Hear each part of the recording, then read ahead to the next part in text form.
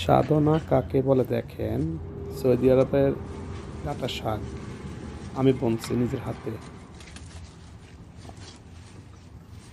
নিজ হাতে কাটতেছি, অনেক সুন্দর। এগুলা খেতে অনেক ভালো লাগছে, কিন্তু এটার মধ্যে একটা কারণ আছে। এখানে কিন্তু মাটি না, শুধু বালু। মাটি পাবো কোথায়? পরে প্রত্যেক দিন পানি দিছি। পানি দেওয়ার পরে এগুলো দেখেন অনেকটা বড় হয়েছে। বড় হওয়ার পরে আমি ইব্রাহিমকে বলছি, ইব্রাহিম আসো, ওদিকে আরও আছে। দুই জায়গার মধ্যে লাগাইছি ডাঁটা শাক।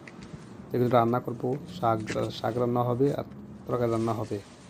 কাটতে আসি তো সৌদি আরব তো নেই, আপনাদের কাছে নাই, তো আমি কাটছি ছুরি দিয়া।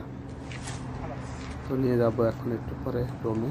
এই যে আমির ইব্রাহিম নিয়ে আসছি, এই যে এগুলো বাঁচতে আছি আমির ইব্রাহিমে। এই যে কি সুন্দর করে চলতে আসি, কাটতে আসি, খুব ভালো লাগতে আছে, খুব আনন্দ লাগতে আছে। ইব্রাহিম এই যে চলতে আছে, পট পট পট পট করে ইব্রাহিম চলতে আছে। ইব্রাহিম কিন্তু আমার চেয়ে অনেক হাত চালু। ইব্রাহিম অনেক হাত চালু, আমি কিন্তু একটু দুর্বল। এই যে সব কিছু কোটা কাটা রেডি। ইচ্ছা মাছ রান্না করব, অনেক বড় বড় ইচ্ছা মাছ, সাগরের ইচ্ছা মাছ, এগুলা রান্না করা হবে। তো খেতে কেমন লাগবে পরের ভিডিওতে জানাবো।